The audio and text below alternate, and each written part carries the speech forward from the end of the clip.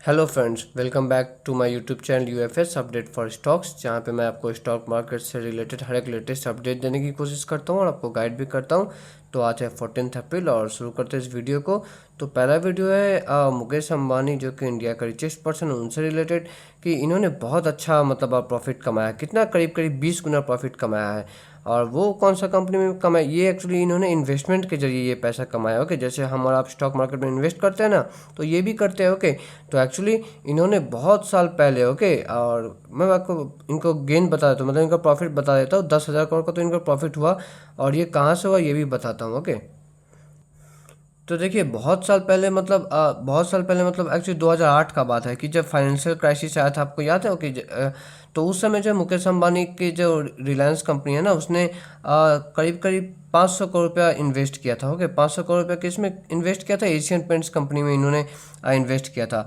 और 500 करोड़ रुपया इन्वेस्ट करके ये एशियन पेंट का करीब करीब 4.9% इन्होंने शेयर्स खरीद लिए थे। ओके, और अब तो आपको पता है कि जब से बिरला वापस ढुका है ये पेंट इंडस्ट्री में, तब से तो पेंट इंडस्ट्री के सभी शेयर्सों का मतलब बैंड बज गया है कि खासकर एशियन पेंट का मतलब बहुत ज़्यादा टॉप लेवल से अभी भी एशियन पेंट गिर चुका है। अभी रिसेंटली इनका क्वार्टरली रिजल्ट भी आया था एशियन पेंट का, जिसमें कि इनका प्रॉफिट जो है वो 50% से वो गिर के कम हो गया था। ओके, तो इसलिए ये जो है आप सोच रहे हैं कि अपना एशियन पेंट्स में इनका जो स्टेक है उससे ये बेच दे। ओके, तो बेचने पे इन्हें कितना 10,500 करोड़ का टोटल मतलब इन्हें पैसा रिटर्न मिलेगा, वो डिविडेंड को लेके। मतलब डिविडेंड को अगर इंक्लूड कर लिया जाए तो इनका जो इन्होंने इन्वेस्ट किया था उससे 24 गुना ज़्यादा इन्होंने पैसा बना लिया।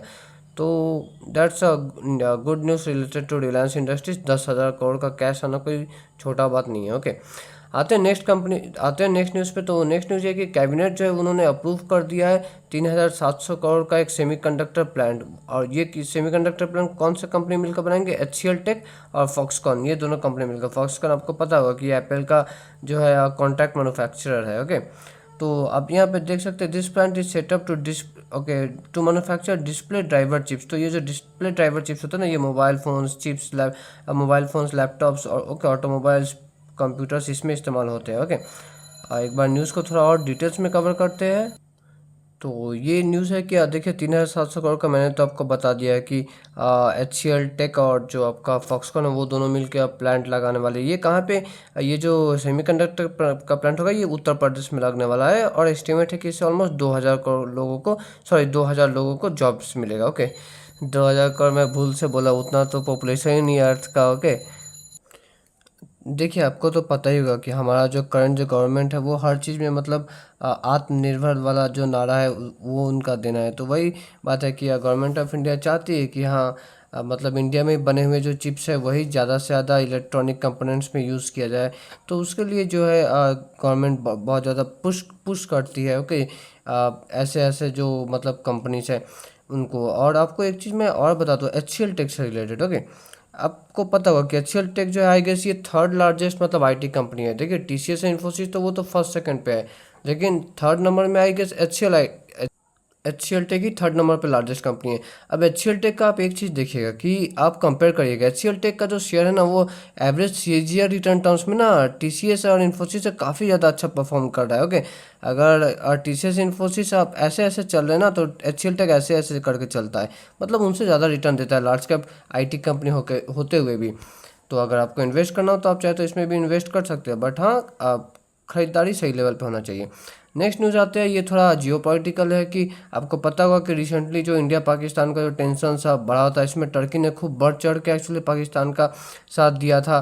तो इंडिया वालों ने भी अपना दिखा दिया अपना दम। ओके, हमने भी क्या किया, टर्की और अजरबैजान के बहुत सारे हमारे लोग जो वहाँ पे जो घूमने जाने वाले थे उन्होंने टिकट्स कैंसिल करना शुरू कर दिया। ओके, अब आप देख सकते हैं सिर्फ 6 दिनों में जो है 50% से हाफ मतलब 50% से ज़्यादा टिकट्स हमने कैंसिल कर दिया।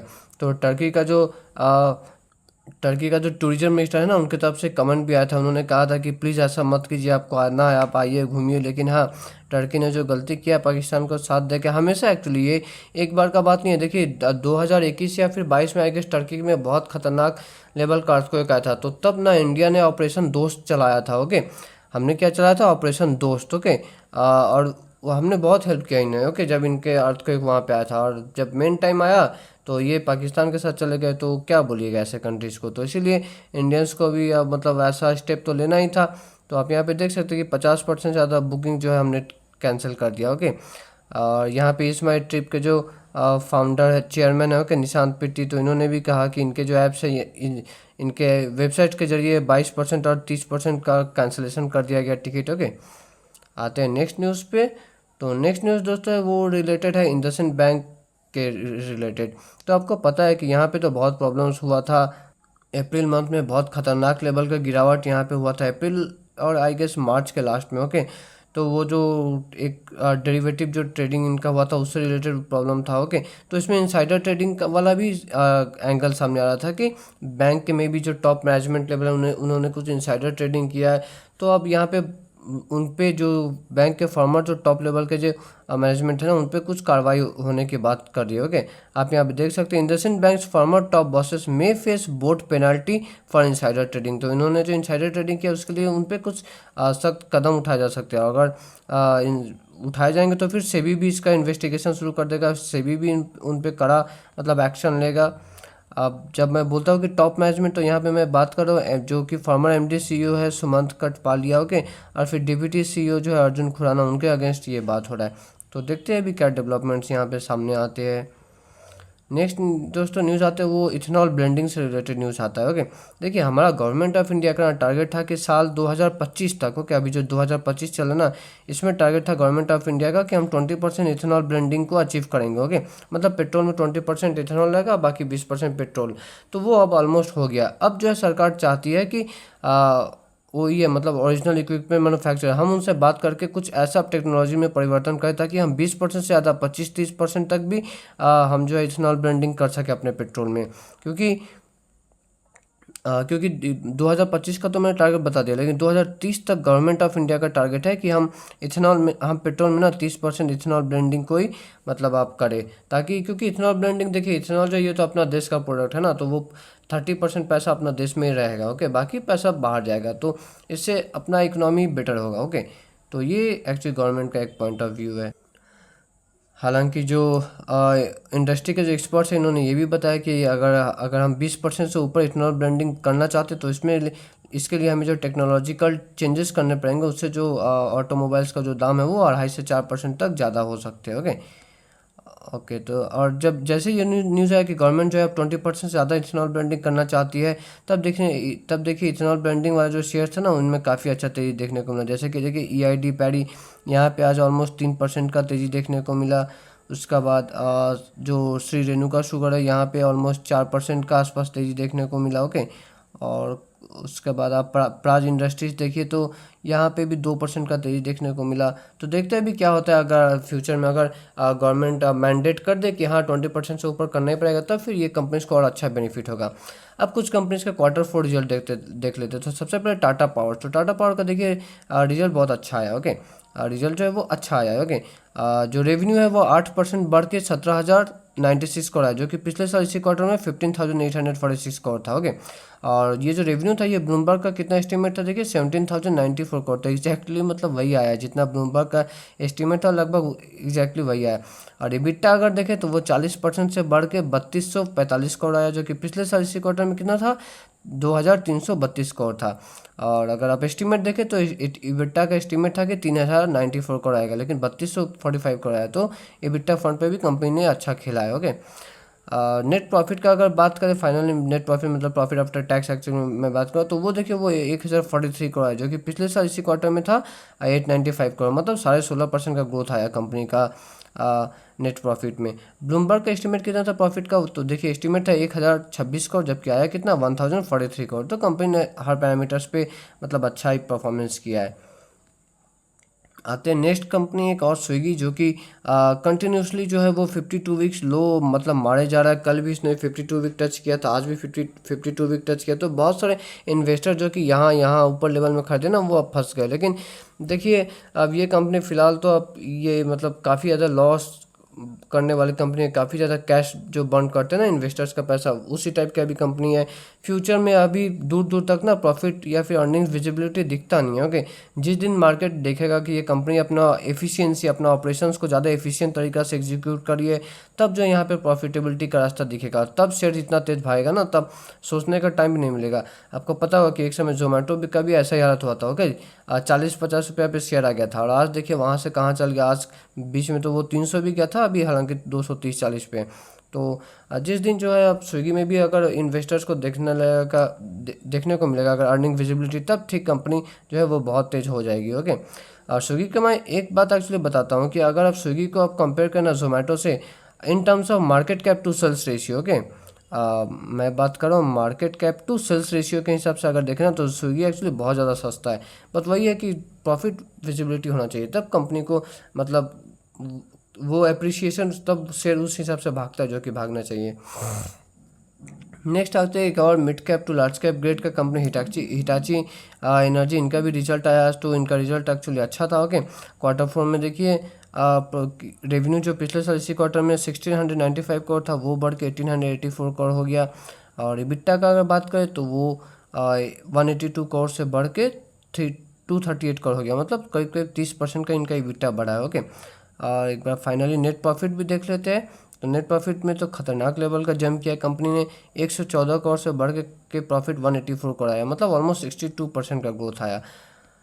तो पिछले एक महीना में एक्चुअली शेयर भाग भी बहुत चुका है। कि एक महीना में ना ये शेयर ऑलमोस्ट 40% भाग चुका है।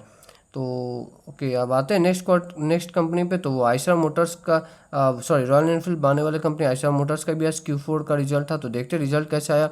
रिजल्ट एक्चुअली मैं शॉर्ट में बता दूँ, बहुत अच्छा आया। ओके, पिछले साल देखिए इसी क्वार्टर में जो 4256 करोड़ का रेवेन्यू था, वो अभी बढ़ के 5241 करोड़ का रेवेन्यू हो गया। एक्सपेक्टेड कितना था, देखिए एक्सपेक्टेड था 5140 करोड़, 5160 करोड़ का रेवेन्यू, लेकिन आया 5200 से भी ज़्यादा है। तो रेवेन्यू फ्रंट पे तो कंपनी ने बहुत अच्छा परफॉर्म किया। अभी इबिट्टा भी देख लिया जाए तो इबिट्टा था, देखिए एस्टीमेट था 1300 करोड़ का, लेकिन आया थोड़ा सा कम 1257 करोड़ का है। तो इबिट्टा को तो कंपनी नहीं बीट कर पाई, लेकिन हाँ ईयर ऑन ईयर देखा जाए तो इबिट्टा कंपनी का करीब करीब 11.5% बढ़ के आया है। ओके, अब एक बार आते हैं प्रॉफिट का भी फिगर देख लेते हैं। तो देखिए नेट प्रॉफिट जो पिछले साल इसी क्वार्टर में 1070 करोड़ था, वो बढ़ के अभी 1362 करोड़ हो गया, मतलब अच्छा खासा जंप हुआ है, 27% का जंप हुआ है। ओके, और प्रॉफिट का एस्टीमेट कितना था 1252 करोड़, तो वहाँ से बढ़ के 1362 करोड़, मतलब अच्छा कंपनी ने बीट किया है, मतलब अपना जो एस्टीमेट था उसको। नेक्स्ट आते हैं जुबिलेंट फूड। इनका भी आज क्वार्टरली रिजल्ट था। तो क्वार्टरली रिजल्ट देखते तो रेवेन्यू देखिए, रेवेन्यू बहुत अच्छा बढ़ा है, 33% बढ़ के आया 2100 करोड़, जो कि 2103 करोड़, जो कि पिछले साल इसी क्वार्टर में 1574 करोड़ था। और ब्लूमबर्ग का अगर एस्टीमेट का बात करें तो एस्टीमेट था कि 1933 करोड़ आएगा, लेकिन आया कितना 2103 करोड़, तो बहुत अच्छा से कंपनी ने एस्टीमेट को बीट किया। ओके, एक बार इबिट्टा भी देख लेते हैं। तो इबिट्टा देखिए देखा जाए तो 24% से बढ़ के जो पिछले साल इसी क्वार्टर में 312 करोड़ था, वो अभी कितना 389 करोड़ हो गया, मतलब करीब करीब 24-25% का ग्रोथ। और कंपनी ने एक्चुअली एस्टीमेट को भी बीट किया, 340 करोड़ का करीब एस्टीमेट था, कंपनी 390 करोड़ का इबिट्टा ले आई। तो अच्छा कंपनी मैं कहूँगा परफॉर्म किया है। ओके, लेकिन नेट प्रॉफिट आपको देखने में एक्चुअली बहुत अजीब लगेगा कि नेट प्रॉफिट ये 77% करीब डाउन कैसे हो गया। जो पिछले साल इसी क्वार्टर में 207 करोड़ का प्रॉफिट था, ओके, वो अभी कम होके करीब करीब 48 करोड़ का आ गया। तो वो इसलिए हुआ ना क्योंकि पिछले साल एक्चुअली इन्हें एक एक्सेप्शनल 170 करोड़ का एक गेन मिला था। ओके, तो अगर उसको हटा दे तो आप रिजल्ट कंपेयर करें तो रिजल्ट अच्छा ही होगा। ओके, और एक बार ब्लूमबर्ग का एस्टीमेट कितना था ये भी देख लेते। एस्टीमेट था 38 करोड़ का प्रॉफिट का, जबकि आया कितना 48 करोड़। तो कंपनी ने मैं बोलूँगा डिसेंट परफॉर्मेंस किया है। ओके, तो इस वीडियो में इतना ही दोस्तों। अगर आपको अच्छा लगा होगा तो make sure you like and subscribe my YouTube channel. मिलते हैं नेक्स्ट वीडियो में।